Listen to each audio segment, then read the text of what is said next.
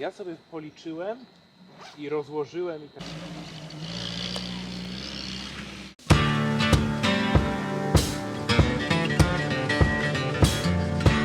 This is actually how you hold the RZ67.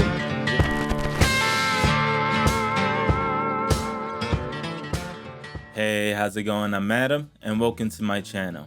Well, today we'll be shooting a film stock that I've been wanting to shoot for a real long time, FPP Retrochrome. After waiting 5 months for it to be in stock, I instantly ordered that thing like I didn't have bills to pay the next day. So, what is FPP Retrochrome? It's government surplus expired high-speed ectochrome that the film photography project founder Michael Rasso stumbled upon in an auction. Not sure if it looked just like a scene from Storage Wars, but I'd like to think so. It arrived in large cans labeled Kodak Ektachrome 2253, and the film was loaded onto an unusual core indicating that the film might have been used in very large cameras. After cutting it down and hand rolling the film into 24 and 36 exposure rolls, the film photography project founder Michael decided to make it available for purchase. So there's a limited amount of this in the world. FPP decided to name it Retrochrome due to its subdued colors, warm tones, increased grain, and overall pleasing vintage aesthetics. Anyway, more on this film later. Now it's time to test it out.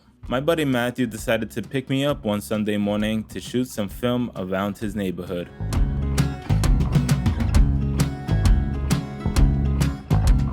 We arrived at his place and listened to some vinyls, drank some coffee, and for some reason Matthew casually flexed that he has more XP2 than me and said, quote, "I need to get those numbers up."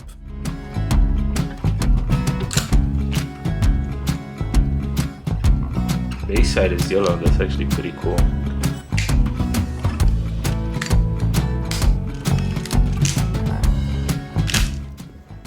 Just act natural. Hi.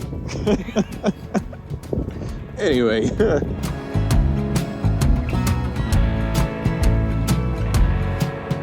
My first impressions. Yeah, it definitely has that expired look. Anywho, we decided to order an Uber to our next location, an 89 Uwaza. Joking, our buddy Matthew was kind enough to drop us off. It was a bumpy ride to say the least, but definitely a fun experience.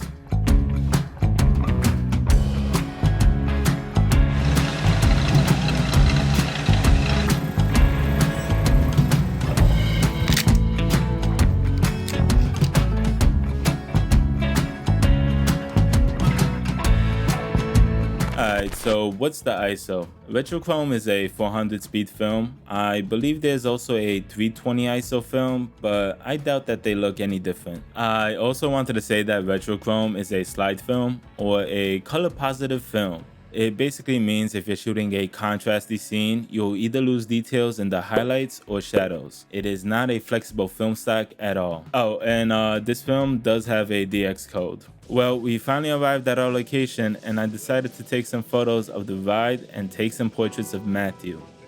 Not the XP2 King, but the other one.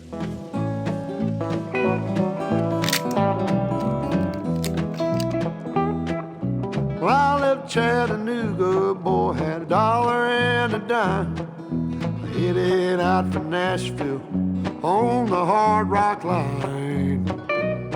I'm working on that old steamboat and learn to ride. Skintones. I guess they are somewhat okay if you can see past the grain, but I doubt this will be a go-to film stock for fashion photographers.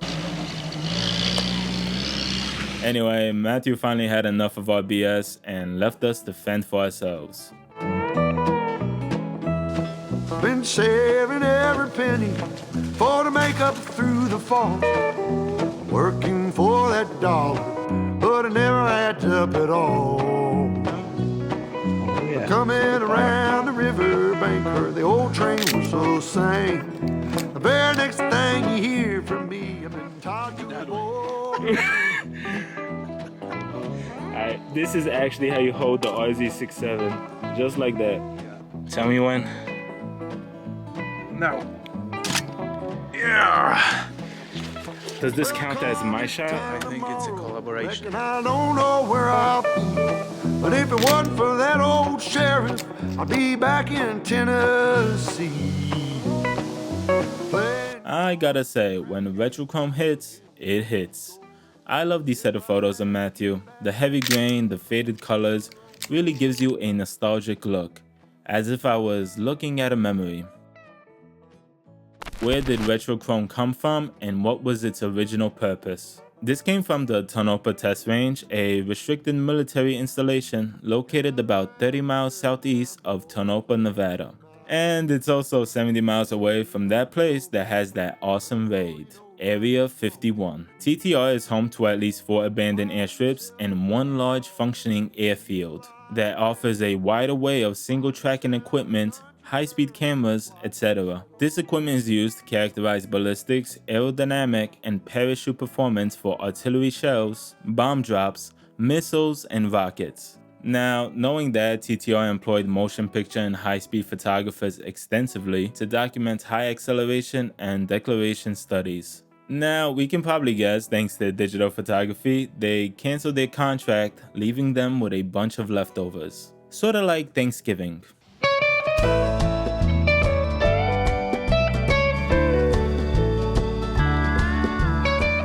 I have a feeling that it's gonna be a pretty cool shot. I enjoyed the shapes of these houses and how they're all in one line, so I don't know, I think the layering could be pretty interesting. Yeah, so we'll see.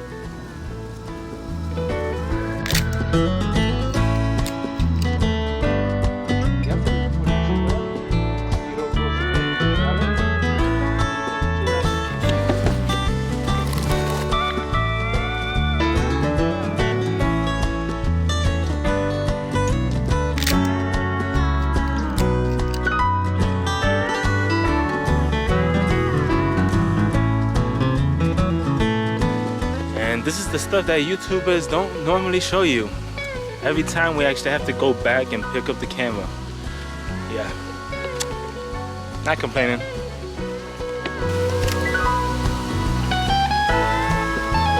That's gonna be a bang.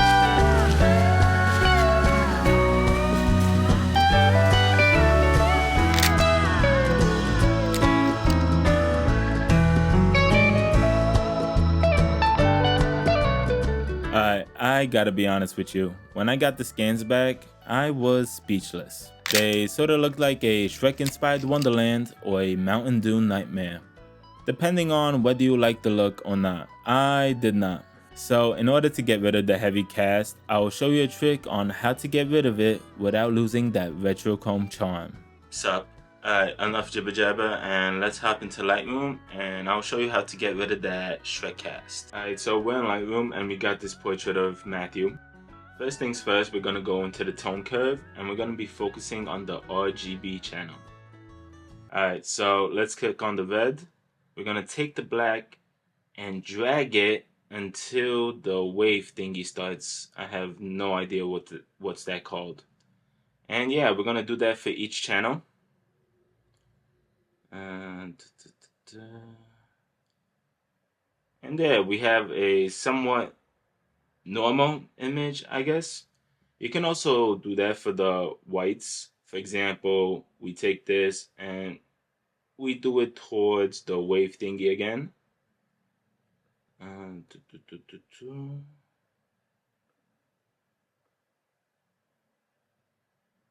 And there. We now have an image, and then from here you can just do your basic edits like, I don't know, exposure, contrast, yada yada yada. So yeah, that's my little trick on how to get rid of that Shrek Mountain Dew cast. Back to you, Adam.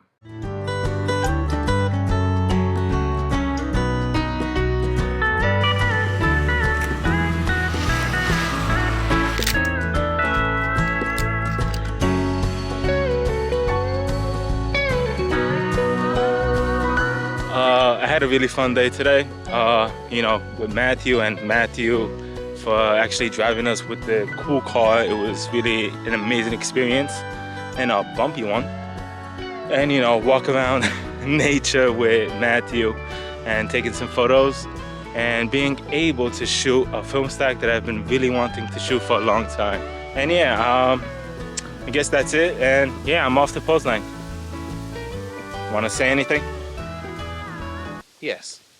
And that's the end of the roll and the video. Thank you so much for watching. I truly appreciate it. Now, will I be shooting Retrochrome again? I mean, yeah, because I have a bunch of it now, but I probably won't order it again. Now, don't get me wrong, I could definitely see the appeal of this film stock. It definitely gives a nostalgic feel, and they truly feel as if I was going through an old photo album. But it is not a flexible film stock, and the color cast is heavy. It is definitely not suitable for every occasion. Plus, with the 6 months of waiting and the price, at least for me, it is definitely not worth it. But who knows, I might try it again later and change my mind. Anyway, huge shout out to Matthew for the amazing time. Got to drive in that cool car and explore new surroundings.